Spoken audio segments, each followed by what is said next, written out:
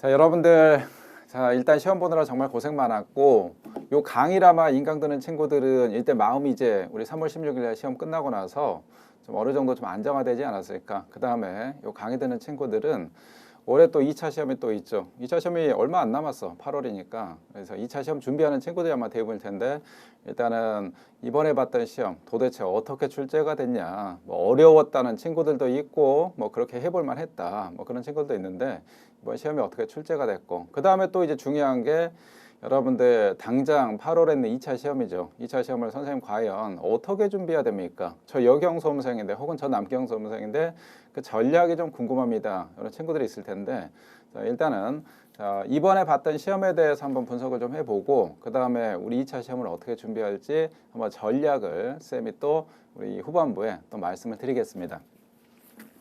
일단은 우리 3월 16일 날 봤던 시험 전체 우리 형사법 40문제인데, 일단은 뭐 과목 형사법만 보기보다는 먼저 전체 세 과목 형사법, 그 다음에 경찰학, 헌법인데, 이번에 학생들 시험 본 친구들한테 물어보니까 전반적으로 뭐 늘상 그래, 경찰학이 우리 시험에서는 이거는 참 거시기한 과목이야. 늘상 얘기하지만 우리 학자로 끝나는 과목이 시험에서 참 거시기합니다. 그래서 이번 시험도 마찬가지 경찰학 때문에 좀 고전했다, 많이 힘들었다, 생각보다 점수가 안 나왔다는 친구들이 일단 상당히 좀 많았고, 그 다음에 두 번째는 우리 40%씩 차지하는 형사법, 그 다음에 경찰학, 이게 이제 비중이 절대적으로 상당히 높은데, 이번에는 최근에 우리 과목이 바뀌고 헌법이 들어오고 나서 헌법이 그렇게 이렇게 어렵게 나온 적은 없었는데, 학생들 전반적인 평을 보니까 뭐 역대급으로 좀 많이 어려웠다라는 이런 평들이 상당히 좀 많았습니다. 그래서 경찰학이 어려운 데다가 거기다 이제 헌법까지 어렵다 보니까 전반적인 커트라인 좀 많이 내려갈 것 같고, 그 다음에 이제 형사법은 학생들이 좀 호불호가 좀 갈리더라고요. 뭐 선생님 강사인 제가 봤을 때도 이번에 형사법 문제는 그냥 솔직히 제 커리를 따라갔던 저랑 같이 했던 친구들, 그 친구들 기준으로 했다 그러면 난이도는 한 중 정도, 뭐 경찰학이 한 중상, 헌법이 한 중상이다 그러면 아마 형사법은 제 생각은 한 중 정도 이렇게 두면 될 것 같아요. 다만 이제 제 커리를 따라가지 않고 아마 방향을 잘못 잡았던 친구들, 혹은 그걸 리드하는 선생님이 방향을 잘못 잡았으면 이 문제가 상당히 좀 어려웠을 문제입니다. 그래서 자, 그런 것까지 고려한다 그러면 난이도가 한 중, 중, 상 요 정도 되지 않을까 그런 생각이 듭니다. 여하튼 저랑 이제 기본 커리부터 해가지고 심화 마무리까지 쭉 같이 했다 그러면 요 이번에 형법 그렇게 많이 절대 어려운 건 아닙니다. 그래서 여경 친구들 같은 경우는 이 정도 난이도다 그러면 자, 90 정도 이상은 좀 맞아줘야 되는 거고, 그 다음 남경 친구들이다 그러면 남경이야 뭐 워낙 올해 이제 시험 인원을 많이 뽑다 보니까 뭐 한 85점 정도, 즉 6개 정도 커버 친다 그러면 뭐 상당히 선방하고, 그 다음 경찰학에서 마이너스 쳐준 거 아마 이 형사법에서 충분히 좀 커버가 되지 않을까 좀 그런 생각이 듭니다. 일단은 뭐 전체적인 총평은 이 정도가 되고, 그 다음에 그럼 문제, 구체적으로 문제가 어떻게 출제가 됐냐. 자, 일단 보면 우리 여러분들 형사법이 실질적으로 세 개로 나뉘죠. 일단 형법 총론이 있고, 형법 강론, 그 다음에 수사 증거, 즉 형사소송법 이렇게 나누는데, 자, 통상적으로 보통 이제 형법 총론이 한 14문제 전후에서, 그 다음에 강론도 14문제 전후, 그 다음에 나머지가 이제 형사소송법, 수사 증거 파트가 출제가 되는데, 이번에 보니까 형법 총론 비중이 조금 줄었습니다. 총론이 한 13문제 정도 출제가 됐고, 자, 그 다음에 그 특징 중에 하나가 이번에 우리 세 개 파트 중에서 예전 시험 같은 경우는 형법 총론에서 좀 어려운 문제 몇 개 내고, 그 다음에 형법 강론에서, 그 다음에 수사 증거 파트에서 좀 어렵게 골고루 좀 섞어냈는데, 이번에는 형법 강론하고 그 다음에 우리 수사 증거 파트는 그냥 좀 무난했거든. 무난했는데 이게 맨 앞부분에 있는 형법 총론에서 그것도 1페이지에서 문제 상당히 좀 어렵게 출제했어. 그러다 보니까 이게 약간 출제위원들이 좀 의도적으로 노린 그런 것도 있는 것 같은데, 시험을 보는데 1번 푸는데 뭐 1번 문제가 우리 재형법정주인데 늘상 뭐 재형법정 나오니까 문제 자체가 어려운 건 아니었는데, 왜냐하면 이제 정답이 너무 확실하게 4번으로 나왔기 때문에. 근데 지문들이 좀 낯선 지문들이 나왔단 말이야. 그러면 일단은 사람이 좀 당황을 해. 낯서니까, 익숙하지 않으니까. 그 다음에 2번, 3번, 3번 뭐야?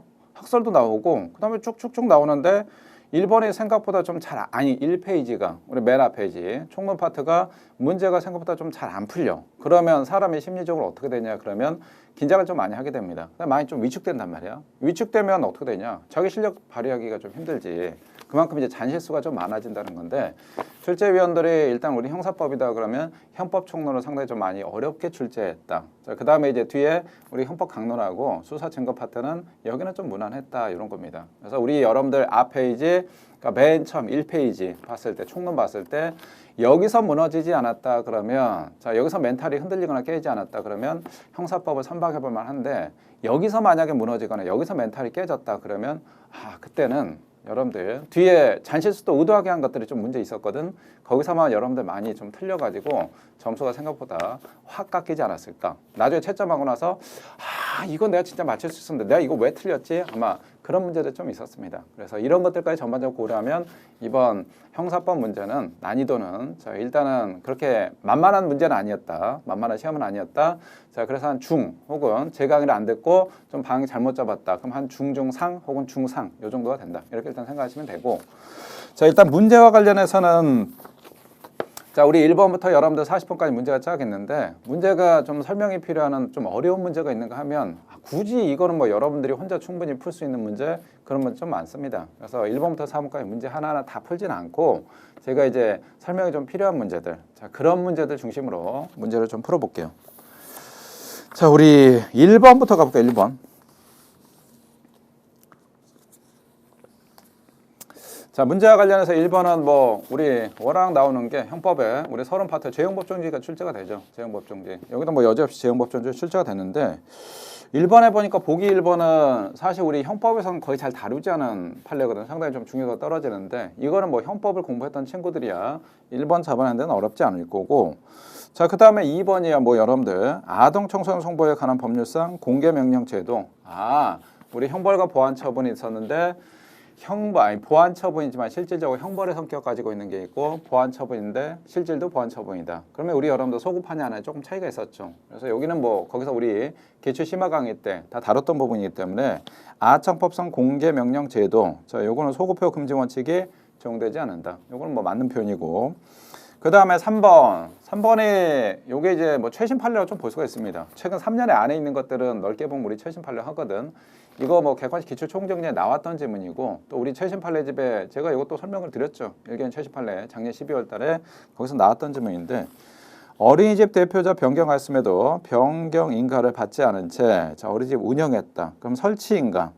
여러분들 변경 인가하고 설치 인가하고 이거는 뭐 설현 설견 이걸로 뭐 쉽게 잡아낼 수 있는 거죠. 이건 뭐 했기 때문에 어려운 거 아니고 자 그다음에 정답 4번 처리가 됐는데 요거 아까 말씀드렸는데 문제와 관련해서 1번, 2번, 3번 지문 봤다. 그러면 난이도가 한 중 정도 되거든. 근데 요거 4번 보니까 요거는 뭐 중요한 판례고 우리 늘상 많이 했던 판례네. 뭐 이거는 내가 사실은 1번, 2번, 3번을 모른다 하더라도 정답 고르는 데는 사실은 뭐 어려운 거 없습니다. 그래서 난이도는 여러분들 좀 뭐 이렇게 일단 보시면 될 것 같고 우리 시험 문제 풀 때 동형 모의고사 때 늘상 선생님 말씀드렸죠. 문제와 관련해서 자 문제가 뭐 다음 중 옳지 않은 것은 해서 1번, 2번, 3번, 4번 나와 있는데 1번은 잘 모르겠네. 근데 2번도 잘 모르겠고 3번도 상당히 좀 낯선 지문인데 4번 이게 너무 확실한 지문이네.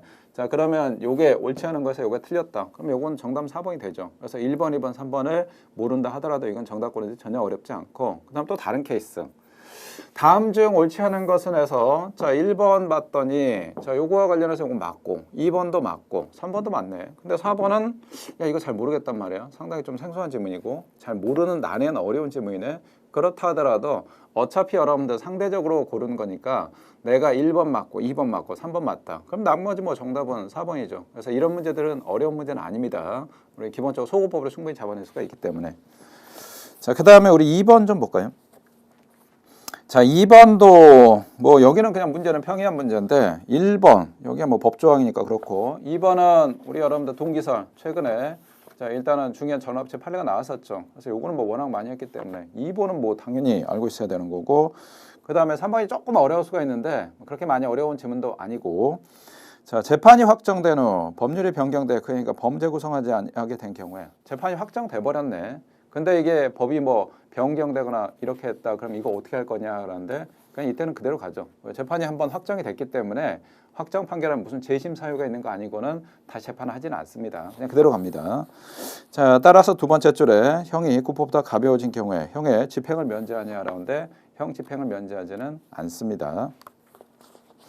자, 그 다음에 4번 캐나다 시민권자 갑이 투자금을 겨우 받더라도 선물 시장에 투자해 운영할 의사나 능력이 없음에도 캐나다에서 그곳에 거주하는 대한민국 국민 A를 기망하여 자, 일단은 외국에서 외국 사람 우리나라 사람을 사기쳐내 범죄를 했네. 그러면 자, 일단 여러분들 우리 국민에 대해서 해코지했기 때문에 이때는 보호주의에서 6조의 보호주의에서 우리 형법 처벌 가능한데 다만 전제 조건이 있습니다.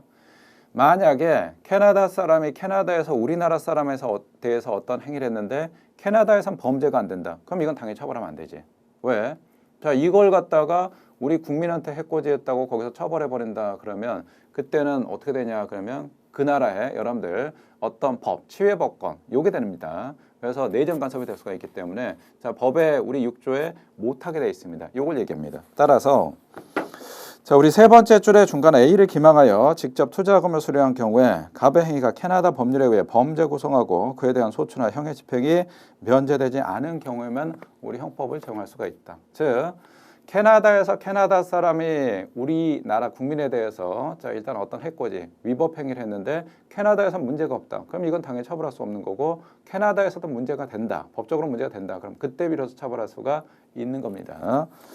자, 그 다음에 이번 우리 여러분들 1차 시험에서 문제 뭐 킬러 문제라고 좀 표현을 써도 될지 모르겠는데 일단은 여러분들 뒤에 16번 문제 스토킹 그 최신 판례 있죠. 스토킹 관련해서 이거는 사실 형사법의 범위가 아니거든. 형법적인 이거는 뭐 오히려 경찰학에서 출제해야 되는데 이걸 왜 뜬금없이 이게 우리 형사법 시간에 즉 형법 파트에 출제하는지 잘 모르겠는데 굳이 찾는다 그러면 요거 문제 스토킹 범죄 문제. 근데 이것도 경찰에서 어느 정도 좀 다뤘기 때문에 그러니까 다 킬러 문제로 하긴 그래. 킬러 문제라는 건 기본적으로 자, 그 범위 안에 형법이나 형사헌법 범위 안에 출제되는데 그때 킬러 문제가 되는데 이건 아예 범위를 벗어났기 때문에 이거는 뭐 킬러 문제라고 하긴 그렇는데 일단 뭐 넓은 의미에서 킬러 문제 해서 우리 백전방정 문제에서 여러분들 우리 스토킹 범죄 관련 최신 판례 그거 하나가 있고 그 다음에 하나 굳이 뽑는다 그러면 여러분들 3번 문제가 있습니다.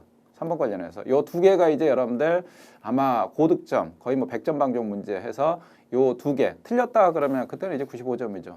자, 그다음에 요거까지 이제 맞았다 그럼 점수가 이제 거기서 좀 더 올라가는데 사실 이 두 문제는 여러분들 합격에 당락에 전혀 영향이 없다라고 생각하시면 돼. 따라서 우리 요 3번 문제 3번 문제 먼저 봐 볼까?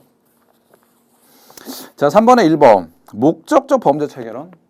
야, 이거 사법시험도 거의 범죄 체계는 다루지 않은데 변호사 시험은 거의 다루지 않고 근데 여기 나왔네.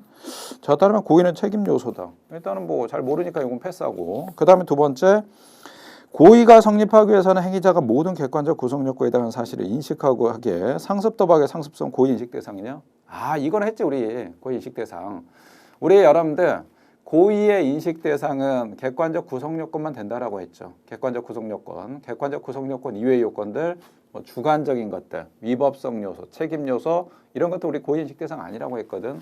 그럼 요거 상습범에서 상습은 우리 객관적 구성 요건은 아니죠. 객관적 구성 요건. 그래서 요거는 고의 인식 대상이 아니니까 요거는 우리 학살 시간에 했으니까 요거는 이제 당연히 소구할 수 있어야 돼. 자, 일단 소구하고. 자, 그 다음에 3번. 자, 고의의 번제라거나 학살 중 행위자가 결과 발생의 가능성을 인식하기만 하고는 고의가 성립한다고 보는 견해? 고의의 본질에 대해서 여기까지 우리 학살 때 안 다뤘는데 일단은 좀 많이 낯선 것 같네. 많이 좀 지엽적인 것 같네. 자, 두 번째 중간에 견해에 따르면 인식 있는 과실도 고의로 인정될 수가 있다라고 하는데 일단 1번은 생뚱맞고 3번도 잘 모르겠는데 그럼 일단 여러분 보류. 여러분들 딱 봐서 모르는 거야. 자, 그 다음에 4번 방조범은 정범의 실행을 방조한다는 방조의 고의와 정범행위가 구성 요건에 해당한다는 행위인 점에 대한 정범의 고의가 있어야 하고 방조범에 있어서 정범의 고의는 정범에 실현되는 범죄 구체적 내용까지 인식하고 있어야 되냐라고 하는데 요거는 뭐 중요한 판례니까 요거는 충분히 소구할 수 있지. 오케이. 그러면 일단은 4개 중에서 여러분들 2개는 소구가 됐네. 자, 일단은 뭐 2번하고 4번은 소구가 되고 근데 1번하고 3번인데 뭐 이건 뭐 다시 한번 읽어봐도 잘 모르겠단 말이에요. 자, 요거는 여러분들 자, 두 개는 일단 소호가 됐으니까 확률 50%잖아. 둘 중에 하나잖아. 여기서 이제 찍어야 되는 건데, 자, 요거는 여러분들 정말 뭐 이걸 뭐 네 개 다 모르겠다 그러면 이건 완전 킬러 문제가 되고, 요 정도까지 했다 그러면 여러분들 한 95점 방정 문제 요거라고 생각하시면 됩니다. 그래서 요거 관련해서 이런 문제다 그러면 늘상 얘기하잖아. 킬러 문제 나오지 절대 고민하지 마. 한 번 정도 보고 아 이건 딱 봐도 누가 봐도 킬러 문제다 그러면 한 번 보고 여러분들 일단 보류 시켜놔. 자, 그 다음에 문제 다 풀고 맨 마지막에 다시 한번 쫙 읽어보고, 그럼 왠지 땡기는 게 있거든. 그럼 거기 찍어. 근데 전혀 땡기는 게 없다. 그럼 그때는 어쩔 수 없습니다. 그때는 그냥 확 찍는다. 내가 이거를 갖다가 틀린다 하더라도 절대 합격에 지장이 있는 게 아니다. 이건 킬러 문제다. 요거는 여러분의 멘탈을 흔들려고 하는 문제다. 일단 이렇게 가볍게 생각하시면 됩니다. 이것도 마찬가지. 자, 95점 방정 문제, 한 97.5 방정 문제라고 생각하시면 되고, 모르겠다 그러면 일단 보류 시켜놓고 맨 마지막에 나중에 문제 다 풀고 OMR 마킹하고 그때 한번 다시 한번 훑어보고 마음에 가는 거 그냥 찍으면 됩니다. 선생님 찍었는데요? 맞췄어요! 그러면 여러분들 신이 여러분들 이제 중견가라고 하는 거고, 선생님 이거 틀렸는데? 이거 틀려도 이거 합격하는데 전혀 지장이 없다라고 했잖아. 여러분들 우리 형사법에서 2개 틀렸어. 그러면 여러분들 떨어지냐? 아니야. 다른 과목에서 빵꾸가 나오고 그러니까 떨어지는 거지, 결과 안 좋은 거지, 절대 그런 거 아니기 때문에 이런 거에 너무 고민할 필요가 없다. 이런 것들은 여러분들 멘탈을 흔들려고 하는 거니까, 자, 일단 출제원들의 페이스에 절대 낚이면 안 된다. 요것만 좀 조심하면 됩니다. 자, 그 다음에 우리 4번 저 위법성 조각 사유 쭉 나와 있는데 4번과 관련해서 4번은 그냥 문제는 뭐 그렇게 어려운 문제는 아닙니다. 왜? 자, 1번 요거는 뭐 최신 판례 다뤘던 부분이고 객관이 기출 총정리에 다 나왔던 지문이고, 자, 그 다음에 2번이 학설 문제인데 우리 여러분들 늘상 학생 강의 말씀드릴 때 정말 중요한, 정말 꼭꼭꼭 챙겨야 되는 특 A급들이 있었지. 특 A급 우리 그 5개 정도 제가 선정해 줬는데 그 중에 하나, 자, 우리 아까 뒤에 6번 나오는데 요거는 이제 위법성 조각사의 전제한 착오 요게 있었고, 그 다음에 여기는 우리 주관적 정당성을 결여한 경우에, 즉 우연방해가 있었습니다. 우연방해는 학설 3개가 있었고, 자, 우리 2번 보면 자, 갑이 A를 살해하기 위해 총을 쏴 A를 사망하였는데 알고 보니 A도 갑을 살해하기 위해 갑에게 총을 조준하고 있었다. 전형적인 뭐 우연방해 사례네. 자, 위법성이 조각되어서 주관적 정당성 필요하다는 견해에 따르면, 자, 위법성이 조각된다라고 하는데 우리 학설 3가지가 있죠. 위법성 조각설, 즉 무죄설이라고 하고, 그 다음에 기수범설, 불능미수범설인데, 자, 요거와 관련해서는 주관적 정당성가 필요가 없다. 오로지 결과만 가지고 판단하겠다. 그럼 걔네들은 뭘로 보냐라고 하면 주관적 방위요소 필요 없다니까. 방위요소 없네. 근데 객관적 상황이 있네. 오케이, 정당방위다. 이렇게 빼는 거죠. 이게 이제 우리 위법성 조각설이 됩니다. 따라서 자, 우리 이 경우에 위법성이 조각된다는 거는 우리 3번째 주관적 정당성 필요하다는 견해가 아니죠. 필요 없다는 견해입니다. X가 되는 거고. 자, 그 다음에 뭐 3번하고 4번은 요거는 뭐 쉽게 잡아낼 수가 있는 지문이고, 자, 그 다음에 이제 5번. 자, 5번 문제도 요런 거 참 재밌는 문제인데 1번하고 3번은 당연히 쉽게 소화가 되지. 1번하고. 그 다음에 2번하고 4번은 약간은 조금 생뚱맞은 지문인데 요거는 이제 뭘로 봐야 될 것이냐라고 하는데, 여러분들 우리 법을 공부할 때는 자, 일단 기본적인 내용들, 뭐 판례다 그러면 우리 대한민국에 있는 모든 대부분 판례를 다 사실 수험생이 알 수 있는 건 아니거든. 그 다음에 또 우리 형법이나 형사소송법이다 그러면 대부분 판례만 있는 거 아니잖아. 또 이제 우리 형법 같은 경우 총론에 우리 재형법정주의 파트, 헌법재판소, 자, 일단은 뭐 판례, 즉 결정까지 알아야 되는데 그럼 양이 어마어마하게 많아진단 말이야. 그거 하나하나 내가 다 암기하겠다 그럼 여러분들 머리 깨져버립니다. 미쳐버립니다. 자, 그러면 판례 공부할 때 판례는 기본적인 여러분들 흐름이 있다라고 했죠. 그래서 기본적인 법적 마인드 이런 것들이 좀 필요하는데 우리 대표적인 게 우리 땡땡방해죄. 땡땡방해죄는 추상적 위헌범이다. 그럼 실제로 방해 결과 발생은 필요해야 되냐? 그런 거 필요 없다라고 했죠. 원칙과 예외가 있었고, 다만 실제로 우리 판례가 방해 결과 발생해야 되는 거는 우리 직권남용 권리행사명죄. 요것만 좀 예외라고 했죠. 그래서 원칙과 예외 요걸 기억하면 암기량이 여러분들 공부할 양이 확 줄어든다라고 했죠. 여기도 마찬가지. 우리 진짜 필살기 있잖아. 빵꾸노트 여러분들 첫 번째부터 해가 쭉쭉쭉 했는데 그 중에 나온 것 중에 하나가 뭐가 있었냐? 우리 일시적이다 그러면 자, 우리 처벌 거의 안 한다라고 했죠. 물론 예외적으로 일시적이라 하더라도 자, 처벌하는 게 있었는데 뭐 일시적으로 사용 못 하겠다. 그럼 밑에 손괴죄가 될 수가 있는데 원칙상 일시적이다 그러면 처벌 안 한다라고 했죠. 그럼 여기 우리 여러분들 자, 2번하고 4번 요 고민해 봐야 될 텐데 자, 먼저 2번을 좀 볼까요? A 주식회사로부터 공립유치원 놀이시설 제작 및 설치 공사를 하도받은 갑이 유치원 행정실장 등에게 공사대금의 직접 지급을 요구했으나 거절당하자 공사대금 지불 청구권 있는 놀이시설의 정당한 유치권자로서 공사대금 채권을 확보할 필요가 있어 놀이시설 일부인 보호대를 칼로 뜯어내고 일부 놀이시설은 철거하는 방법으로 공모소에서 사용했다. 자, 이거는 보면 느낌이 정당행위가 아닐 것 같거든. 전반적으로 봤을 때. 근데 아직 100% 확신은 아닌데 그럼 한 번 더 체크해 봐야 되죠. 자, 그러면 일단 4번 한번 봐볼까요? 자, 4번 쭉 나오는데 학교법인 쭉 나와 있고 자, 밑에서 우리 세 번째 줄 잠깐 볼까요? 자, 과정에서 총장실 진입을 시도하거나 교무위원회 회의실에 들어가 총장의 사퇴를 요구하면서 이를 막는 학교 교직원들과 길지 않은 시간 동안 실랑이를 벌였다.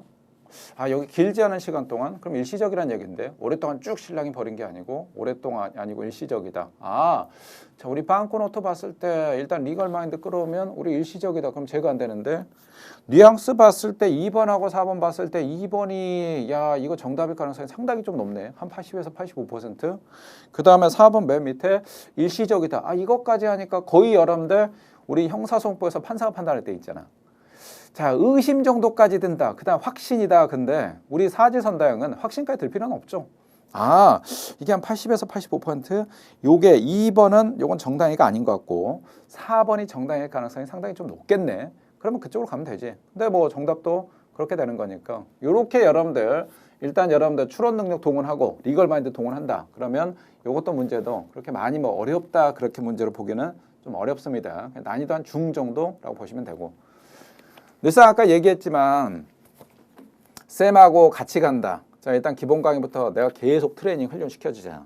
일단 무조건 고기만 잡아주는 게 아니고 고기 잡는 방법도 다 알려주고 그럼 여러분들 기본적으로 법적 마인드, 고기 잡는 방법 이런 것들이 훈련이 돼 있다. 그러면 내가 2번하고 4번 판례를 익숙하지 않은 좀 낯선 판례인데 이걸 봤다 하더라도 여러분들 정답권한테 전혀 이상이 없거든. 자, 이런 거 충분히 잡아낼 수 있는 그게 뭐냐? 아, 그게 우기쌤의 능력 아니야. 우기쌤의 강사가 여러분들 판례를 처음부터 끝까지 만약에 우리가 공부해야 되는 판례가 한 5,000개가 있다 그러면 하나하나 다 해가지고 여러분들 암기하라는 거. 아, 그것도 그렇지만 수험생은 형법만 해야 되는 게 아니거든. 형법도 해야 되지, 형사헌법의 수사증거도 해야 되지, 경찰학, 헌법. 양이 만만치 않거든. 근데 이걸 양을 확 줄여준다. 그 다음에 리걸 마인드까지 해준다. 이건 참 대단한 겁니다. 자, 그 다음에 우리 6번. 자, 영어나 여러분들 출제 영순위. 우리 자, 위전착 꼭 챙겨보라라고 했는데 위전착은 우리 여러분들 학설 강의 때 체계적으로 설명했지. 위전착. 우리 첫 번째와 관련해서 패턴대로 가라고 우리 첫 번째 패턴, 패턴 1, 패턴 2, 패턴 3 이렇게 일단 싹 기억하십시오라고 했는데 자, 요거는 일단 뭐가 되냐라고 했는데 자, 내가 요거와 관련해서 발랐다, 상해했다. 근데 여기에 과실이 있었다라고 했으니까 일단 상해죄지. 그 다음에 얘는 과시범 처벌 규정이 있죠. 그럼 이거는 전형적인 패턴 1이 되네. 우리 패턴 1이다. 그럼 학설 5개 있었잖아. 자, 일단은 엄격 고의설.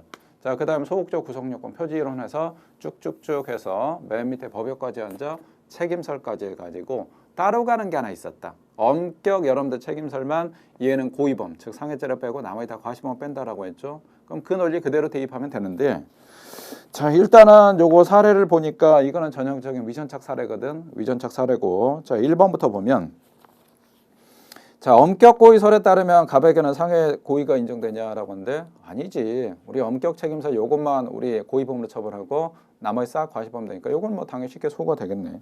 그 다음에 이번에 제한적 고의설, 제한 고의설. 우리 위전착에서 제한 고의설은 다루지 않은데 여기가 나왔단 말이에요. 자, 갑이 현적으로 자신의 행위가 위협하다고 인식하지 못했지만 위법성 인식할 가능성이 있었기 때문에 갑에게는 A에 대한 과실치상죄가 성립한다. 이거 제한적 고의설은 우리 거의 다루지 않은데 고의한다 그럼 엄격 고의설 요것만 다루는데 일단 모르니까 일단 보류. 자, 그 다음에 우리 3번 엄격 책임설에 따르면 갑에게는 A에 대한 상해죄 고의가 조각된다. 아닌데 엄격 책임설은 요거는 고의범 빼니까 얘도 일단 탈락 소거.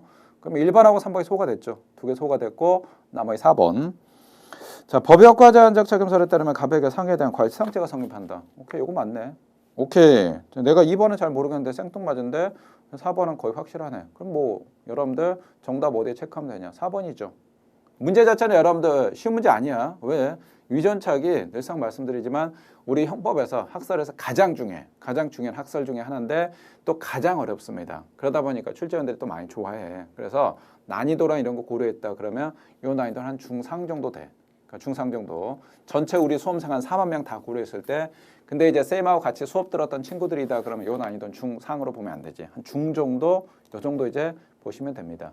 사실 어느 정도 공부를 좀 했고 저랑 계속 뭐 기본 강의부터 학설까지 쭉 했다 그러면 요거는 중까지도 좀 하긴 좀 그래. 한 중중하 요 정도라고 보시면 되고 요거는 여러분 반드시 당연히 맞춰줘야 되는 그런 문제입니다.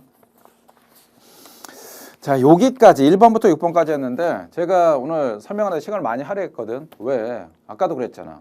일단은 우리 형법 총론 있고 강론 있고 그 다음에 형사법 수사 증거가 있는데 자, 강론하고 수사 증거는 문제가 그냥 좀 전반적으로 좀 평이했는데 총론 문제가 상당히 좀 어려웠어. 그래서 제가 총론에 여기는 이제 설명을 좀 많이 좀 할애한 거고 그 뒷부분에 이제 전반적으로 문제가 이제 좀 난이도가 갑자기 1페이지 확 어렵다가 난이도가 뚝 떨어졌어. 좀 이런 부분이 있어요. 물론 이제 중간중간에 조금 잔실수를 유도하는 그런 문제. 그다음 우리 맨 뒤에 우리 40번 같은 경우 사례 문제 같은 경우 시간을 좀 요구하는 좀 문제들이 있거든. 이제 그런 문제들. 약간 이제 조금 여러분들 좀 평지 가는데 평지 중간중간에 좀 자갈밭이 있다라고 생각하시면 됩니다. 자, 7번은 뭐 문제 여러분들 풀어보시면 될 거. 문제 평이합니다. 여러분들 물론 박스로 나오긴 했는데 뭐 어려운 문제 아닙니다. 자, 그 다음에 우리 다음 페이지 8번 볼까요? 자, 8번도 뭐 요것도 뭐 틀릴 만한 내용은 없다. 요건 뭐 문제 그냥 많이 평이하다. 많이 평이하다는 건 좀 많이 쉽다. 맞추면 틀리면 절대 안 된다. 그 얘기입니다. 자, 그 다음에 우리 9번 공동정범인데 자, 올해 1차 시험의 문제 특징 중에 하나가 어떤 거냐 그러면 지문이 다음 중 옳지 않은 것은 해서 1번, 2번, 3번, 4번 했는데 정답이 3번 처리가 되는데 4번이 상당히 좀 지엽적인 학설이나 어려운 학설 뭐 이런 것들을 좀 박아놓는단 말이야. 근데 만약에 우리 아까 3번 문제 있었잖아. 고의와 관련해서 둘 중에 하나 고민하게 한다. 그럼 이거 상당히 좀 어려워. 이런 것들이 많아진다. 그러면 난이도가 확 올라가는데 다행히 우리 아까 3번 요거 빼고는 자, 우리 요거 뭐 9번 문제도 마찬가지 3번하고 4번 있는데 3번이야. 1번하고 2번 이건 당연히 소화가 되는 거고 이거는 이제 공부한 지 얼마 안 된 친구도 당연히 소화할 수 있어야 되고 3번 같은 경우는 우리 기출심화 강의 때 워낙 이제 많이 했잖아. 우리 공부관 신문 파트에서 자, 우리 3번에서 조심하실 게 밑에 두 번째 컴마 다음에 가백에는 허위공문 작성죄 간접정범의 공범. 간접정범의 공범이라는 표현이 좀 어려운데 간접정범의 공범은 간접적인 공동정범이라고 했죠. 그럼 간접적인 선생님 공동점이 뭐예요?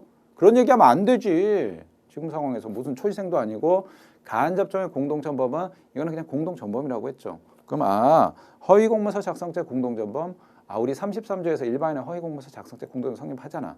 그래서 자, 요거는 우리 객관 기출 총정리에 뭐 그대로 나왔기 때문에 요거는 정답 고르는데 어렵지 않아. 그냥 요거 1번, 2번, 3번 보고 요거구나. 그다음에 4번은 잘 모르겠네. 공동정범에서 물론 학설이 우리 행위공동설하고 범죄공동설인데 사실 요거는 뭐 몰라도 정답 고르는데 전혀 지장이 없거든. 그냥 여러 가지는 그냥 들러리 지문이라고 생각하시면 됩니다. 자, 만약에 저다 그러면 문제를 어떻게 하냐? 보기 4번 지문을 1번으로 배치했겠죠. 앞에 배치하고 그 다음에 뒤에 한다 그러면 1번부터 보니까 좀 어려운 지문이 있거든. 낯선 지문. 그러면 상당히 사람이 좀 쫄아버립니다. 저는 좀 그렇게 배치했을 것 같은데 출제위원들은 쌤같이 그렇게 못된 사람은 아닌 것 같아. 출제위원들 조금 친절한 사람. 이번에 출제했던 사람은 여러분들 좀 좋은 교수님들, 친절한 교수님들은 같습니다. 그 다음에 우리 10번. 10번에 우리 여러분들 2번에 학설 지문이고 그 다음에 4번 정답 처리가 됐는데 4번 워낙 너무 쉬운 거, 워낙 중요한 판례로 정답 처리했기 때문에 이것도 문제가 좀 많이 그냥 평이한 문제입니다. 자, 2번은 요거는 우리 학설 강의 때 했었고 우리 중요한 공범 종속성설이 있죠. 공범 종속성설.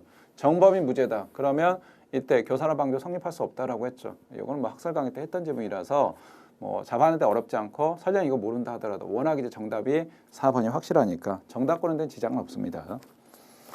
자, 그 다음에 우리 11번 죄수. 자, 죄수와 관련해서 우리 통상 학생들이 총론 파트에서 가장 어려워하는 것 중에 하나가 일단 죄수론, 형벌론이죠. 요건데 자, 11번도 뭐 그냥 문제가 2번 정답 처리가 된 2번 지문이 좀 생각을 하게 하는 문제거든. 생각이 하게 하는 문제인데 1번이야 뭐 당연히 쉽게 소구가 되고 그 다음에 4번, 3번 이것도 뭐 쉽게 소구가 되는 부분이기 때문에 여기 또 뭐 문제가 그렇게 어려운 문제는 아니었습니다. 우리 2번 잠깐 볼게요.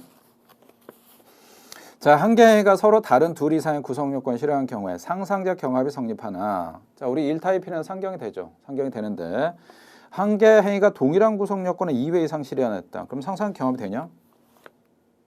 지문을 여기다 2회 이상이 아니고 2개라고 했다. 그럼 이거 확실하거든. 왜? 1타입이니까.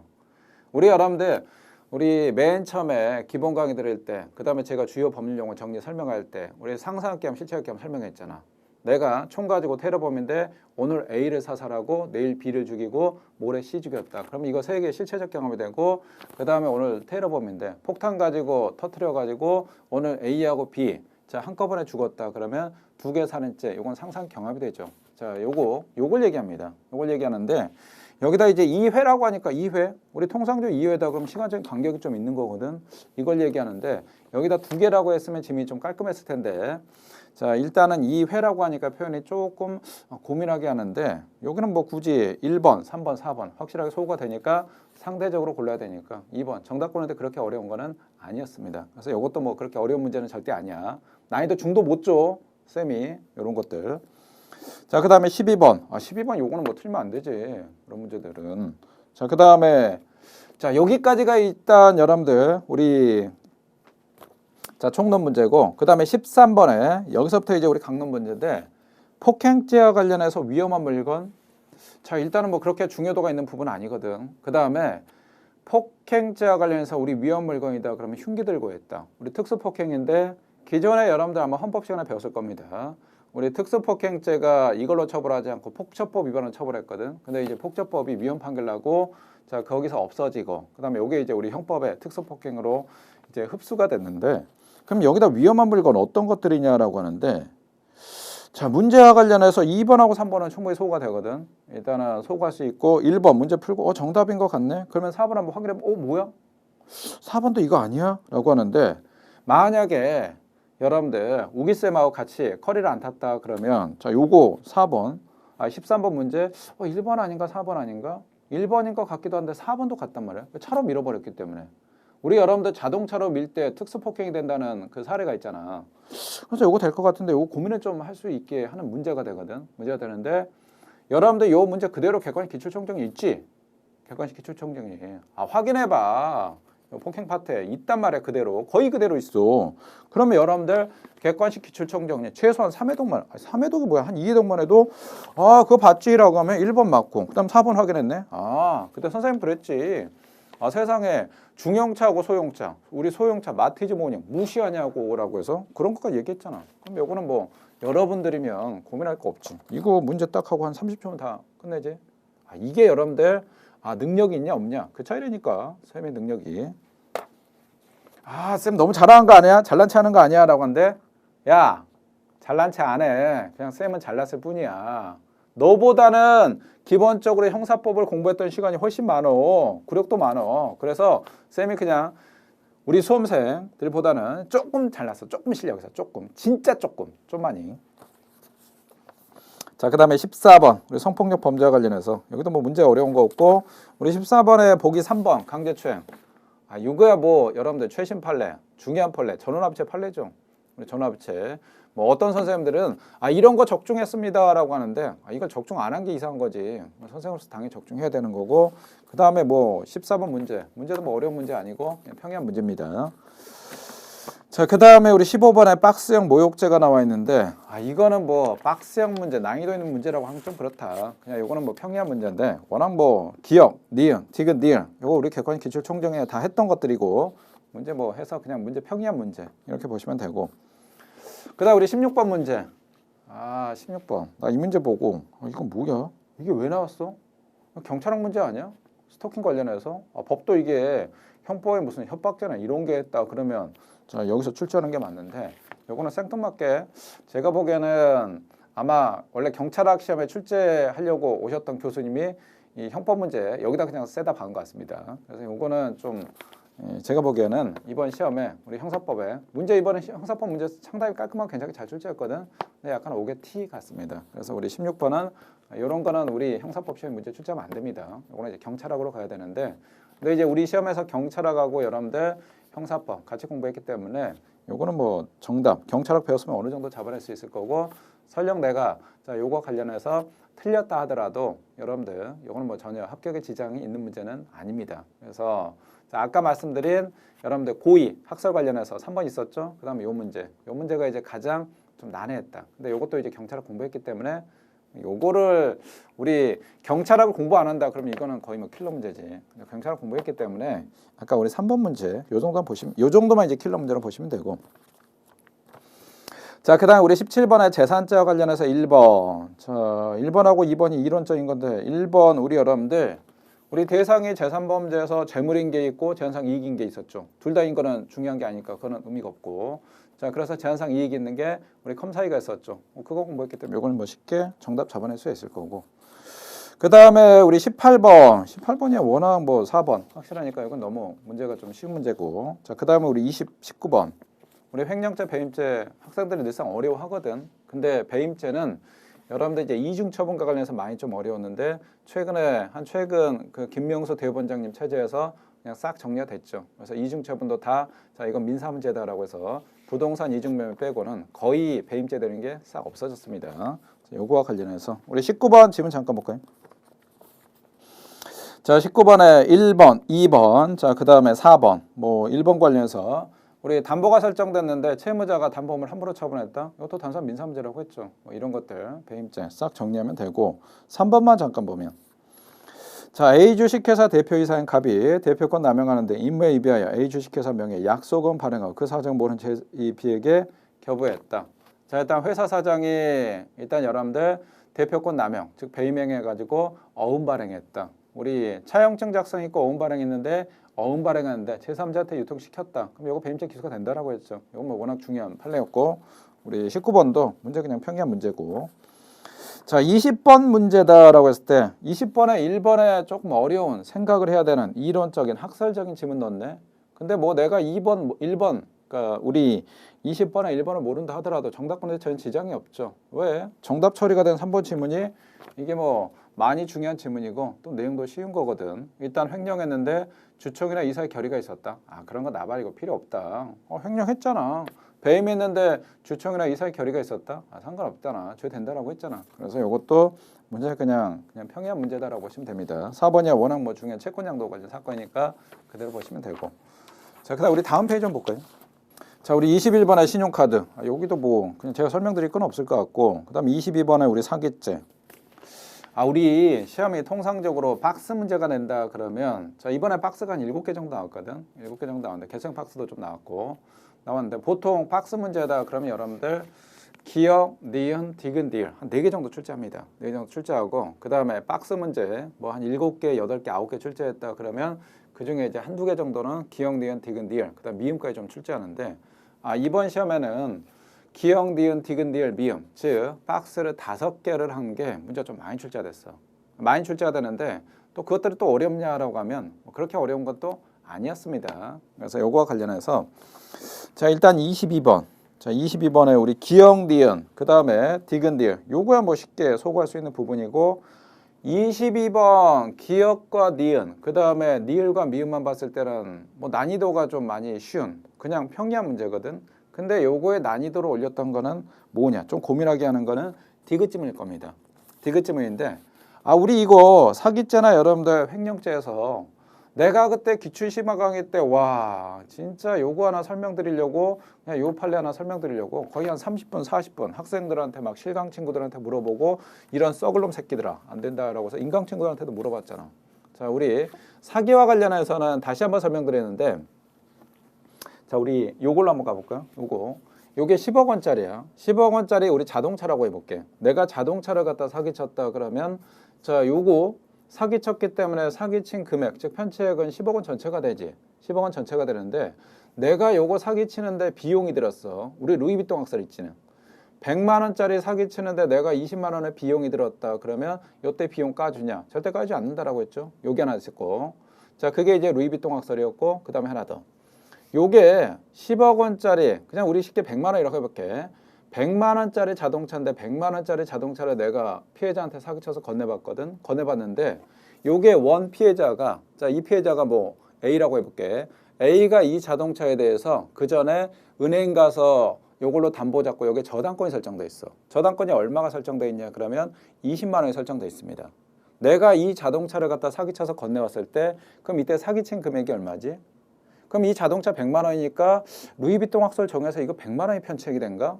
라고 하는데 이 물건의 실질적인 가치가 얼마냐 이렇게 보면 돼. 여기에 만약에 여러분들 100만 원짜리인데 20만 원의 저당권 담보가 설정돼 있지? 그러면 자, 이 물건의 실질적인 가치는 얼마가 되냐 그러면 당연히 80만 원이 됩니다. 그럼 내가 이걸 사기쳐서 가져왔지? 그럼 이거는 편취액이 80만 원이 돼. 요거는 우리 여러분들 횡령죄에서 편취액할 때 사기죄 횡령죄에서 횡령액 그다음에 편취액 할 때 설명드렸지? 그러니까 루이비통 학설이 종되는 게 아니야. 무조건 공부를 갖다 객총을 갖다 한두 번 보고 아 이거 루이비통 학설이구나라고 해서 아 요거 100만 원 전부다. 그렇게 하면 안 된다니까. 요거는 좀 조심하시면 되고. 자 그러면 우리 이제 디귿층 볼까요? 자, 갑은 A를 기망하여 A가 소유하는 B 부동산. 자, 아무런 부담이 없는 상태 시가 10억 원. 자, 일단 10억 원짜리 부동산이라고 했네. 자, 소유권을 이전 바로서 B 부동산을 편취했는데, 즉 B한테 요거 사기쳤는데, B 부동산 편취했는데, B 부동산에는 근저당권 설정 등기가 격려돼 있었던 경우에, 자, 일단 담보가 설정돼 있네. 담보가 얼마 설정돼 있냐? 근저당권의 채권 채액은 3억. 담보가 3억 원 설정돼 있네. 그 다음에 피담보 채권에 자, 이 피담보 채권은 요거는 뭐 큰 의미 없는 거고. 자, 특정 경제범죄 가중처벌에 관한 법률 3조의 적용을 전제로 하여 그 부동산의 가액을 산정하면 10억 원이 될 것이냐라고 하는데 이 부동산이 10억 원짜리 부동산인데 여기에 담보가 설정돼 있네. 담보 얼마가 설정돼 있냐? 3억 원이 설정돼 있다. 그럼 이 부동산 실적 가치는 얼마? 가치는 아까 여러분들 그거 담보 빼면 되거든. 담보 빼고 그때는 이제 7억 원이 됩니다. 따라서 여기에 대해서 자, 물건의 부동산의 실전 가치는 7억 원이니까 내가 그걸 사기쳐서 건네받았으니까 이때 편취액은 당연히 7억 원이 됩니다. 자, 그래서 자, 우리 22번 문제다 그러면 디귿 지문이 없었다. 그럼 문제가 그냥 정말 쉬운 문제가 되는데 디귿 지문이 있다 보니까 문제가 난이도가 좀 확 올라갑니다. 그래서 뭐 난이도 굳이 따진다 그러면 한 중 정도 뭐 이렇게 보시면 되고 만약에 저랑 같이 안 했다 그러면 요거 상당히 좀 고민했을 자, 요 지문입니다. 그래서 그런 친구들한테는 난이도가 한 중상 정도 이렇게 올라간다. 이렇게 일단 보시면 되고. 그 다음에 23번. 요게 뭐 문제 어려운 거 없고 24번. 24번도 조금 생각하게 하는 그 다음에 여기다 박스가 기억니은 디귿니은 미음까지 나왔네. 그래서 난이도가 조금 한 중 정도 이렇게 일단 좀 보시면 될 것 같은데 24번의 기억과 니을, 미음 요거는 뭐 당연히 소호가 되겠죠. 니을은 요거는 78레고 우리 78레 특강 때 설명을 드렸던 지문이니까 충분히 소호할 수 있을 거고 그 다음에 니은하고 디귿인데 자 일단 니은 지금 보면 갑과 을은 을이 갑으로부터 1,000만 원을 차용하는 것처럼 가정하여 을의 연인 A로 하여금 이를 변제하도록 협박하기로 해요. 공모한 후 A를 보증인으로 하여금 차용인을 작성하는 자리에서 갑이 위조된 100만 원권 자기합수표 10장이 들어있는 봉투를 을에 교부하면서 자 일단 갑과 을이 공범이네. 공범한테 교부하면서 자기합수표 자체를 봉투에서 꺼내거나 그 자기합수표 위조 사실을 모르는 A에게 보여주지 않았다. 위조된 유가증권은 공범사에서만 얘네가 일단 건넸고 아직 제3자한테 건넨 게 아니었네. 그럼 이거는 행사로 볼 것이냐라고 하는데 행사는 범위도 수중을 벗어나야 된다고 했죠. 범위도 수중 벗어난 게 아니기 때문에 이거는 행사가 되지 않고 자 그다음에 자 요거는 뭐 객관식 기출총정리에 요 지문이 있었기 때문에 요거는 뭐 그렇게 잡아내는데 어렵지 않을 거고 그다음에 이제 디귿 지문인데 갑이 1995년에 미국에서 진정하게 발행된 미화 1달러 지폐와 2달러 지폐를 화폐 수집가들이 수집하는 희귀화폐인 것처럼 만들어 행사할 목적으로 발행 연도를 1995를 빨간색으로 1928로 고치고 발행 번호와 미국 재무부를 상징하는 문양 및 재무부 장관의 사인 부분을 지은 후 빨간색으로 다시 가공했다. 자, 외국 통용 외국 통화 변조죄라고 했는데 자, 지문이 좀 많이 기는데 우리 통화에 관한 죄에서 제가 통화에 관한 죄에서 디테일하게 공부할 필요는 없고 그냥 통화 위조죄, 통화 변조죄, 그다음 위조 통화 행사죄라고 했죠. 자, 위조 통화 행사죄인데 실질적으로 통화 변조죄 인정한 판례는 하나도 없다라고 했죠. 근데 여기 뭘 물어봤냐 그러면 자 일단 통화 변조죄가 되냐 이걸 물어봤는데 통화 변조죄 인정한 판례 없다라고 했지. 그럼 그걸로 쳐버리면 됩니다. 그래서 이렇게 해서 잡아냈다 그러면 자, 우리 24번 문제가 한 난이도가 한 중 정도. 그러니까 리걸 마인드까지 동원했다 그러면 중 정도가 되는데 저랑 같이 수업을 안 했다 그러면 요거는 상당히 좀 생각을 해야 되는 문제가 난이도가 조금 더 올라갈 수가 있습니다. 그다음에 거기다 이제 박스가 우리 5개까지 나오다 보니까 박스가 5개 나오면 일단 생각도 많이 해야 되고 지문 분량이 또 늘어나잖아. 지문 분량이 늘어나면 여러분들 그만큼 수험생 입장에서 심적 압박이 또 가해지는 겁니다. 일단 이렇게 보시면 되고, 그 다음에 이제 25번. 자, 우리 공무집행방해. 요거야 뭐 난이도 그냥 평이한 문제니까 보시면 되고, 그 다음에 26번. 요거는 뭐 박스 문제인데 사실 뭐 어려운 문제 아니야. 이것도 그냥 평이한 문제. 이런 거 뭐 틀리면 안 되는 거고. 그 다음에 27번 국가의 기능이라고 했는데 요것도 뭐 그냥 평이한 문제인데 27번은 뭐 여러분들 뭐 충분히 뭐 할 수 있는 문제고, 요거는 뭐 틀리면 절대 안 되는 문제야. 27번 문제들.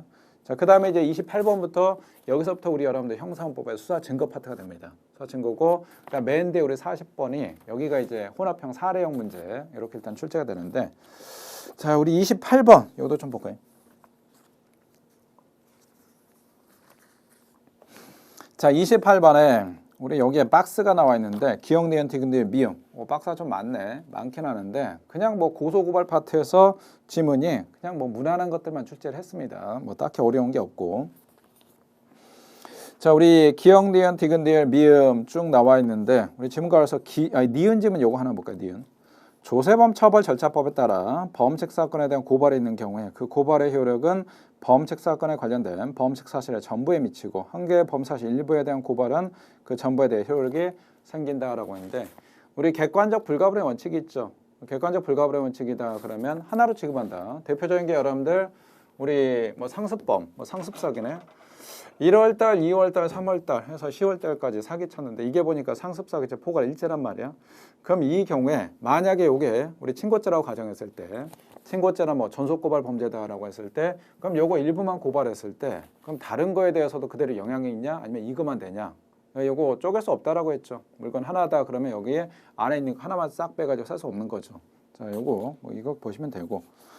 자, 그 다음에 29번 피의자 신문. 이거는 뭐 정답 2번 워낙 확실하게 여러분들 정답 처리해 줬습니다. 우리 영상 녹화, 우리 촬영할 때 피의자하고 참고인 조금 차이가 있다라고 했죠. 피의자한테는 그냥 얘한테 알려만 주면 되고 참고는 반드시 여러분들 사전 동의받아야 된다. 요거야 뭐 문제 그냥 정말 평이한 문제고. 30번 우리 현행범가에서 정답 2번 처리됐는데 요런 것들 여러분들 진짜 29번 30번 틀리면 진짜 선생님 제가 이거 틀렸어요 어떡해요 라고 하는데, 그러면 틀리면 그냥 때려쳐. 너 집에 가서 엄마 아빠를 생각해봐. 너한테 뒷돈 대주는 엄마 아빠는 진짜 회사에서 직장 가서 얼마나 팍시게 힘들게 상사한테 까이고 사람들한테 까이고 돈 받아서 너한테 뒷돈 대주는데 이런 걸 틀리냐고. 틀리면 안 되지. 당연히 맞춰줘야지. 시험이란 건 기본적으로 맞춰줘야 될 문제는 당연히 맞춰줘야 되고, 그 다음에 굳이 요건 안 맞춰도 되는 거, 뭐 킬러 문제나 이런 것들까지 굳이 욕심낼 필요는 없어. 그런 문제는 과감히 그냥 찍는다라고 생각하시면 되고, 그 다음에 여기서 맞춰준다 그러면 고득점 가냐, 여기서 좀 못 맞춰준다 그러면 그때 고득점으로 좀 가기가 어렵다. 특히 여경 친구들은 기본적으로 형사법에서 우리 여러분들 한 90점 정도, 한 3개에서 틀리는 개수가 한 4개 안쪽으로 커버 쳐줘야지. 3개다 그럼 92.5, 4개다 그럼 90점이고, 담경 준비한다 그러면 여러분들 한 85점. 그러니까 틀린 개수가 한 6개 안쪽으로. 6개에서 올해 우리 그러니까 1차 시험 같은 경우에 작년 2차나 커트라인 전반적으로 좀 낮죠.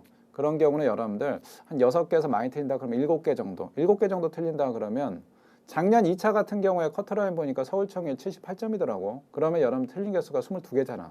22개면 형사법에서 한 6개 정도 커버 쳐준다 그러면 여러분들 16개 틀리면 되거든. 그러면 헌법이 올해같이 어려웠다 그러면 한 4개 정도 틀린다고 가정했을 때, 그러면 여러분들 헌법에서 4개다 그러면 여러분들 그럼 12개네. 경찰학 12개 틀려도 충분히 합격을 한다는 얘기거든. 그래서 공부할 때 여러분들 일단 합격하기 위한 전략이 좀 있거든.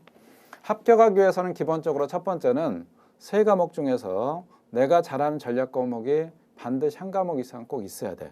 왜? 시험이 어떻게 될지 모르거든. 올해 1차 같이 경찰학이 많이 어려웠다. 선생님 경찰학이요.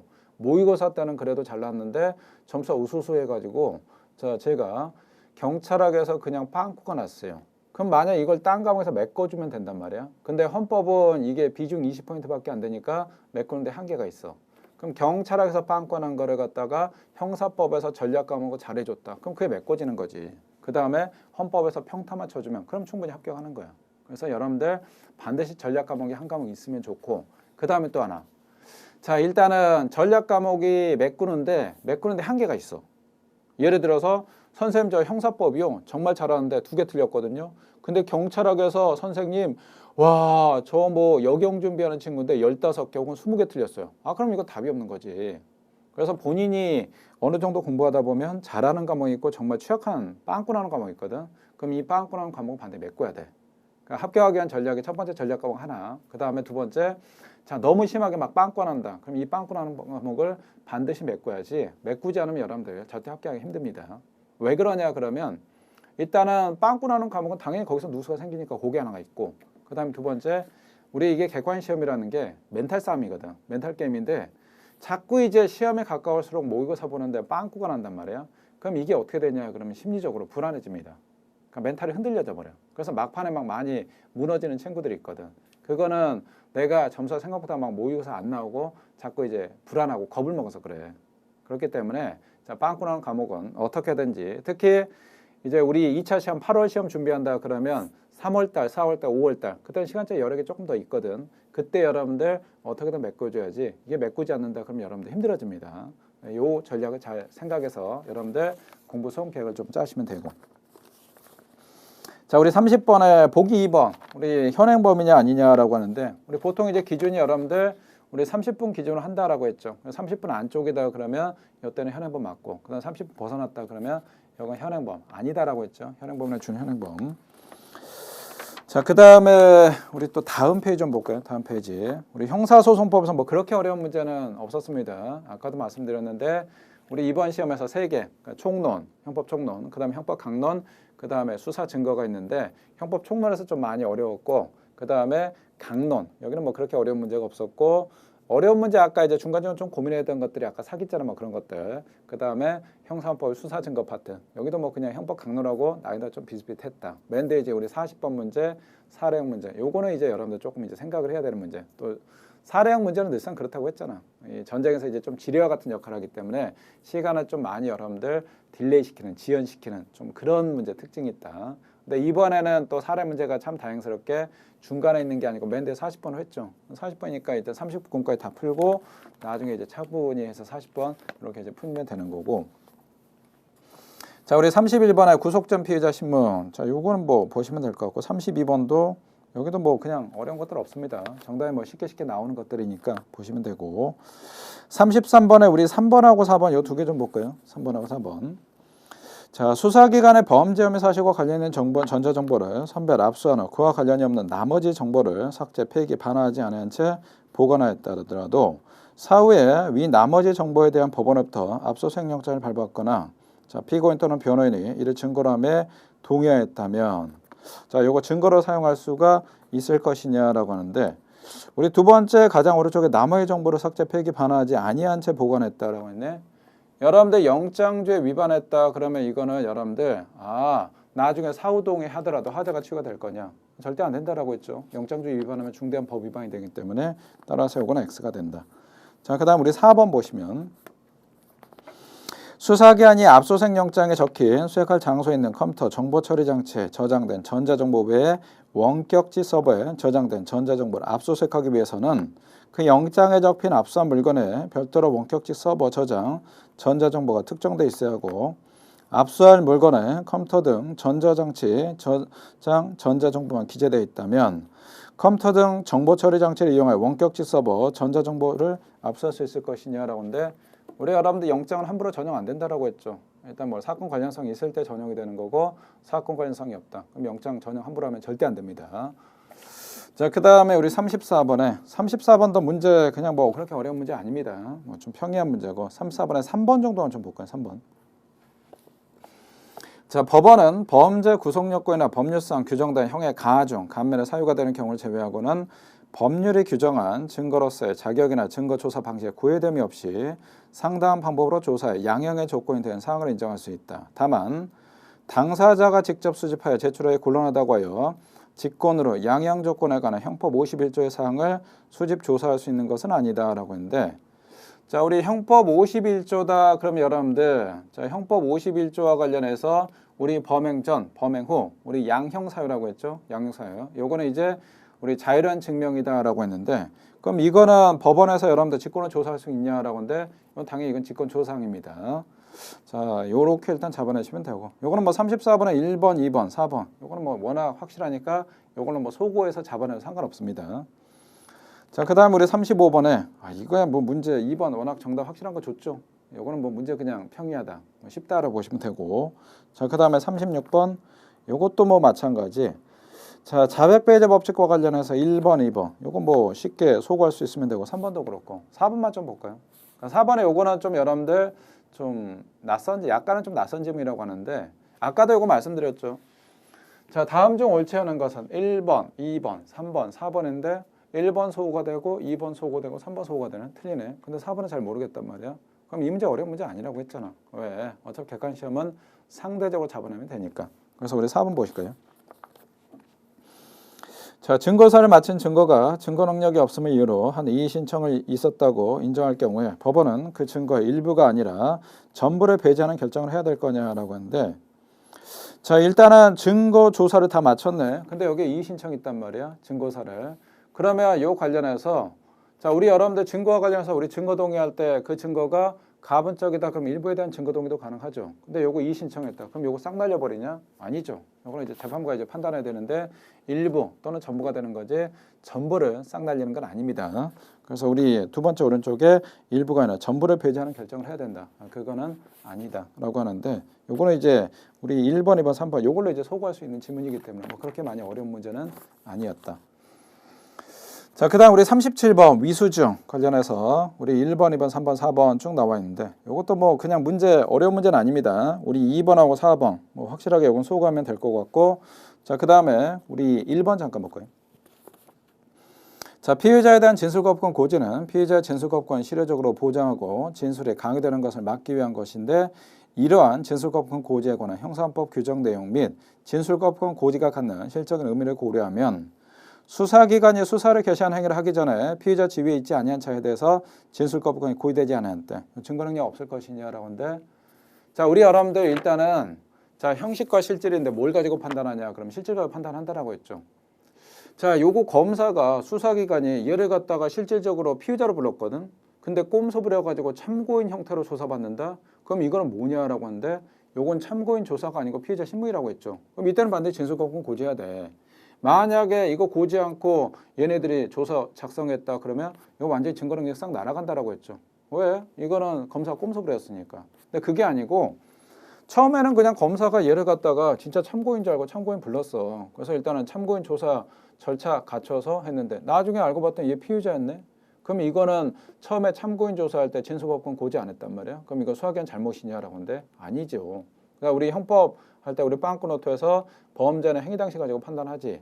행위 당시에 봤을 때, 즉 얘를 처음에 참고인 조사했을 때 분명히 참고인 신분을 해서, 그러니까 실질적으로 참고인 신분을 해서 조사했단 말이야. 나중에 알고 봤더니 피의자였다. 그럼 그때는 여러분들 피의자로 다시 전환해가지고 일단 피의자 신분 관련해서 절차 갖춰서 그때 하면 되는 겁니다. 그래서 이때 참고인 신분으로 처음에 진짜 실질적으로 참고인 신분을 해서 조사했다. 자, 일단 진술거부권 고지하지 않더라도 이건 잘못 없는 겁니다. 자, 이렇게 일단 보시면 되고. 자, 그 다음 우리 3번 요거 좀 볼까요? 수사기관의 네트워크 카메라 등을 설치 이용하여 피고인의 행동과 피고인이 본 태블릿, 개인용 컴퓨터 화면을 일반적으로 허용되는 상당 방법에 의하지 않고 영장 없이 촬영한 것은, 자, 수사의 비례성, 상당성 원칙과 영장주의 등을 위반한 것이므로 그로 인한 취득은 영상물 등의 증거로 증거 능력이 없다라고 하는데, 이거는 뭐 지금 어렵지 않게 잡아낼 것 같네. 자, 우리 37번에 2번하고 4번은 확실하게 소구가 되고 1번하고 3번 정도 고민할 수가 있는데, 1번이야 우리 여러분들 자, 우리 객관 기출 총정리에 거기서 했던 내용들이고, 그래서 요거는 2번이야 뭐 정답이 거의 1번이 정답 거의 확실하니까 뭐 정답 고르는데 크게 많이 고민할 것은 아닐 내용입니다. 자, 그다음 우리 38번에 전문 법칙. 전법칙이 이제 학생들이 많이 어려워하죠. 우리 형사법의 수사 증거 파트에서 가장 어려워하는 게 우리 전문 법칙인데, 여기 또 박스가 우리 기억, 니은, 디귿, 리을, 미음 나왔네. 이 단원 자체가 워낙 이제 어려운 파트고, 또 여기다 이제 박스가 5개까지 나왔다 보니까 그 자체만 난이도가 최소한 중은 먹고 들어갑니다. 자, 중은 먹고 들어가는데 우리 기억, 그 다음에 니을, 요거 좀 볼까요? 기억하고 니을.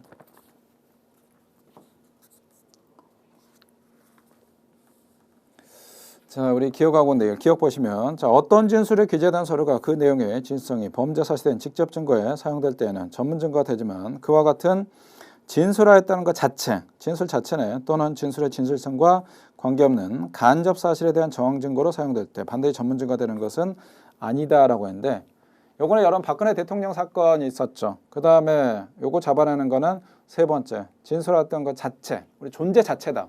존재 자체다. 그럼 이거 전문 아니라고 했죠. 존재 자체. 이거 꼭 기억하라고 했잖아. 존재 자체. 이거는 이제 우리 전문 증거가 아니다.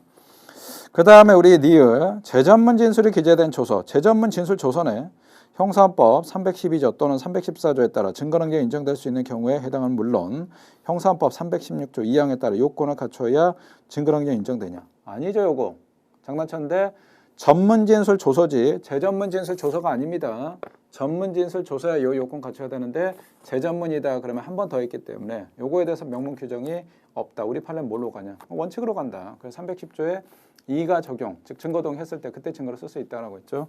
요건 X가 되고 자, 그 다음 미음도 보시면 형사헌법은 전문 진술에 대하여 316조에서 실제상 단순히 전문의 형태를 취하는 경우에 하나 예외적으로 증거능력 인정하는 규정을 두고 있을 뿐 재전문 진술이나 재전문 진술 기재한 조서에 대하여 달리 그 증거는 인정하는 규정을 두고 있지 않으므로 피의권이 증거를 하는데 동의했다. 그럼 요거 증거를 쓸 것이냐라고 하는데 우리 전문 법칙이다. 일단은 기본적으로 문제가 되는 거는 피의권이 증거동의 안 하니까 문제가 되거든. 근데 증거동의했다 그럼 그때는 문제가 안 된다라고 했죠. 그래서 이건 증거동의했다 그러면 이때 증거로 쓸 수가 있다. X가 된다. 자, 그다음 우리 39번. 자, 요거 좀 볼까요? 39번에 우리 1번, 2번, 4번 나와 있는데 증거동의와 관련해서 우리 1번, 2번, 4번. 요게 뭐 쉽게 소구할 수 있죠. 소구할 수 있고 그래서 3번이 조금 고민할 수 있는 질문이긴 한데 뭐 여러분들 정답이 뭐 쉽게 소구해서 잡아낼 수 있기 때문에 이것도 뭐 문제가 그냥 평이한 문제다. 그다음 우리 40번의 마지막 사례 문제인데 자, 사례 문제는 아까도 말씀드렸죠. 우리 통상 우리 시험에서 보통 이제 사례 문제는 한 2개 플러스 마이너스 출제가 된다. 사례 문제 하나다 그러면 여러분들 출제위원들이 수험생 좀 많이 배려해 줬다. 문제가 좀 이제 난이도가 좀 내려가는 거고 사례 문제가 한 3개 정도 나왔다. 그러면 난이도가 좀 올라가죠. 왜? 기본적으로 사례 문제는 여러분들 사례 문제에서 거의 킬러 문제 내지는 않습니다. 킬러 문제 내지는 않은데 사례 문제는 기본적으로 다른 사지형 선다형 문제보다 시간을 좀 많이 잡아먹어. 예를 들어 사례형 뭐 3개 나왔다 그러면 문제 푸는데 기본적으로 한 5분에서 6분 정도 걸리거든. 다른 문제 푼다 그러면 한 50초 정도 안에 다 끊잖아. 짧은 건 한 40초인데 그러면 여러분들 한 5분 정도 된다 그러면 한 6문제 정도 풀 수가 있거든. 근데 사례 문제 3문제다. 그러면 기본적으로 다른 문제 풀면 따블로 풀 수 있는 거잖아. 근데 사례 문제는 그만큼 이제 시간을 좀 많이 잡아내는 그런 역할을 좀 한다. 전쟁에서 좀 지뢰 역할을 하는데 만약에 사례가 중간중간 좀 나왔다 그러면 딱 훑어봤더니 문제 3문제 나왔네. 그럼 하나하나 순차적으로 풀지 말고 맨 뒤로 빼버리라고 했죠. 맨 뒤로 빼버리면 여러분들 그만큼 다른 문제 풀 수가 있고 여기서 사례 문제 3문제 풀었는데 한 2문제 틀렸네. 그럼 타격이 최소화됩니다. 그래서 사례 문제는 이렇게 하면 되는데 다만 이제 이번 시험은 출제위원들이 아까도 그랬잖아. 여러분들 많이 배려해주고 생각해주는 거야. 그래서 출제위원들이 좀 많이 친절하게 했는데 사례 문제는 맨 뒤로 이제 좀 뺐고 자, 그 다음에 사례 문제도 하나 정도밖에 출제가 안 됐기 때문에 여러분들 난이도를 조금 조절을 한 것 같습니다. 여기서 이제 사례 문제를 선생님 혹시 22년도 2차에 선 사례 문제 그때 한 5문제 정도 출제가 되는데 혹시 그렇게 또 출제가 되지 않을까요? 그래서 사례 문제 좀 주구장창 좀 파야 되지 않을까요? 뭐 이런 친구들이 있는데 22년도 2차 생각을 해봐. 그때 경찰청에서 얼마나 욕먹었어. 경찰청 거기 책임자 잘못하면 이거 잘릴 뻔했어. 진짜 아마 그분은 다음 시험까지 그러니까 2차 시험 22년도 2차 시험 자, 그 다음에 요거 시험 일단 시험 보고 나서 거의 뭐 한 2달 정도 거의 뭐 살얼음판 걸었을 겁니다. 그리고 나서 23년도 1차에 문제 확 쉽게 나와버렸잖아. 그렇기 때문에 그때 같이 뭐 사례 문제 5개 출제하기는 좀 어렵고 통상적으로 한 2문제 전후라고 생각하면 돼. 좀 많이 나온다 그러면 3개, 그 다음에 좀 적게 나온다 그러면 1문제 정도. 이렇게 해서 사례 문제는 기본적으로 좀 대비는 하셔야 되는데 사례 문제가 여러분들 우리 요 정도는 뭐 남경 친구들도 여기까지 좀 챙겨봐야 되는데 이거보다 조금 난이도 올라갈 수가 있거든. 그래서 사례 문제와 관련해서는 또 남경은 또 올해 인원 자체가 많이 뽑잖아. 그래서 필요 이상은 너무 사례 문제 주구장창 파지 말고 대신 이제 여경 친구들은 올해 인원 자체도 또 2차가 더 적게 뽑고 경쟁도 워낙 높고 또 여학생들이 남학생들보다 공부를 일단은 절대적으로 봤을 때 잘해. 절대적으로 잘하는데 인원도 적게 뽑는다. 그럼 커트라인이 훨씬 올라갈 수밖에 없단 말이야. 그래서 여학생들 같은 경우는 제 사례 문제 있지 객관식 기출총정 사례 당연히 들어가 있어. 여기 플러스 사례 여러분들 저 일단 별도로 이제 사례 문제집이 있는데 그 사례 문제 그렇게 많지는 않거든. 지금 한 66문제 나와 있는데 개정판을 아마 낼 생각이야. 그래서 그거까지 해가지고 챙겨서 형사법에서 여러분들 한 95점, 즉 한 2개 안쪽으로 선방해 준다 그러면 여러분들 거칠 게 없어. 경찰학에서 빵꾸 나는 거 거의 다 상당부 메꿔지거든. 헌법에서 여러분들 그냥 중만 쓰지 않으면 그래서 일단은 공부는 여경 친구들은 그렇게 하시면 되고 남경 친구들은 객관식 기출 총정리, 그러니까 형법하고 형사법 수화 증거 파트, 그다음에 여기에 이제 우리 조문 학설책 요거까지만 해가지고 메인 세트로 한다 그러면 제가 봤을 때 거칠 거 없을 겁니다. 자, 우리 사례 문제 40번. 우리 사례 문제 풀 때는 여러분들 푸는 요령들이 있다라고 했지. 무조건 처음부터 그냥 순차적으로 쭉 풀지 말고 분량을 쫙 봤을 때 자, 위에 박스 해가지고 40개 나와 있고 아래 1번, 2번, 3번, 4번 남았다 그러면 위에 분량이 상당히 기네. 그럼 일단 분량 짧은 것부터 공략하라고 했지. 그럼 먼저 1번, 2번, 3번, 4번 지문 그냥 빠르게 한번 읽어봐. 그럼 대충 이런 내용이구나라고 해서 요걸 갖다 위에 순차적으로 때려 맞추면 되거든. 지문 줄 때 여러분들 1번 지문이 우리 위에 사례에서 40번께서 맨 밑에 나오고 막 2번 지문이 중간 이렇게 안 나오거든 거의. 이렇게 나면 문제 난이도 상당히 올라가 버리거든. 왜? 이거 매치하는데 시간이 많이 걸리기 때문에 우리 시험에서는 거의 그렇게까지 출제 안 하니까 그냥 여러분들 1번, 2번, 3번, 4번이다. 그럼 순차적으로 40관계 이렇게 일단 분석을 좀 해준다라고 생각하시면 되고 그래서 지문이 자 위에 40관계가 길다 그러면 짧은 것부터 공략하고 그 다음에 자 밑에 지문이 뭐 길다 기역, 니은, 디귿, 니은, 미음 나왔고 위에 40관계가 좀 짧다 그러면 그때 이제 순차적으로 그렇게 이제 접근하면 되는 거고. 자 우리 자 밑에 1번, 2번, 3번, 4번 문제 풀 때는 요거 먼저 읽어봐야 돼. 요거는 이제 해설 강의니까 위에부터 이제 순차적으로 가겠습니다. 우리 위에 문제 지금 볼까요?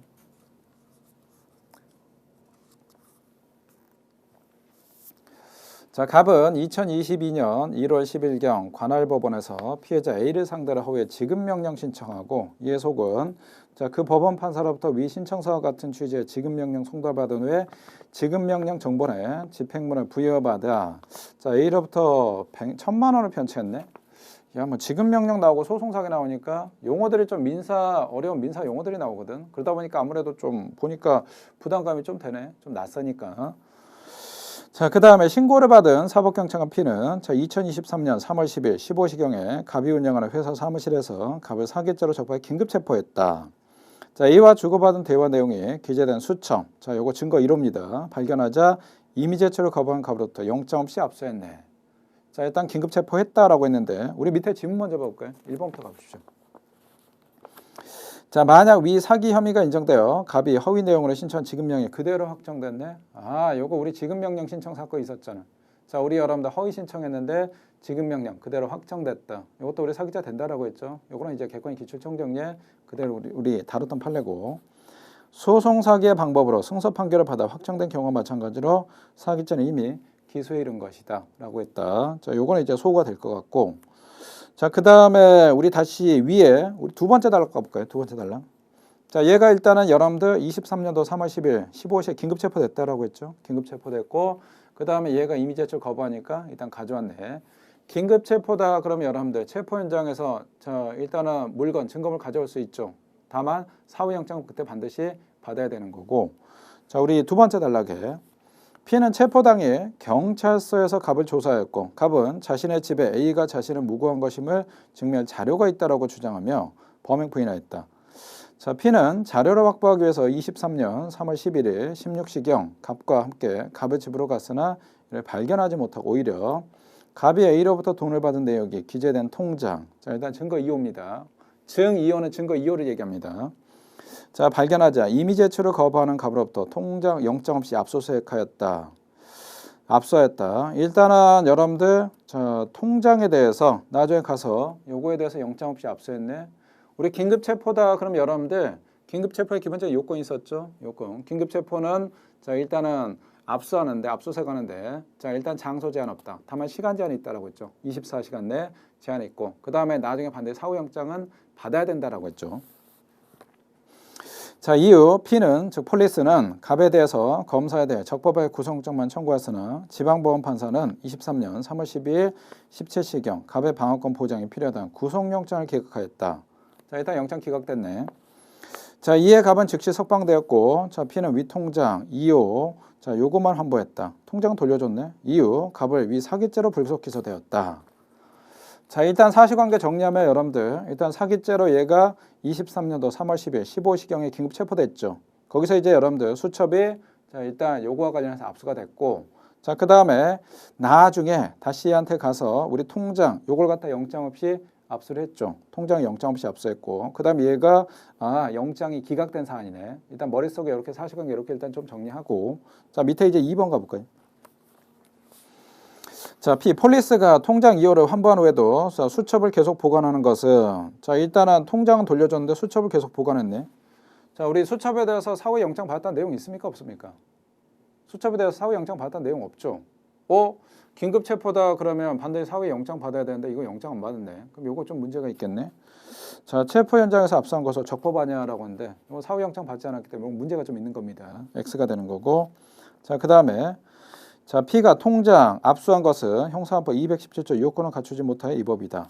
우리 긴급체포 기본적인 세트로 기억하십시오라고 했죠. 긴급체포다 그러면 일단 장소 제한 없다. 그 다음 24시간 내에 압수 가능하다. 수색 가능하다. 그 다음 반드시 사후영장 받아야 된다.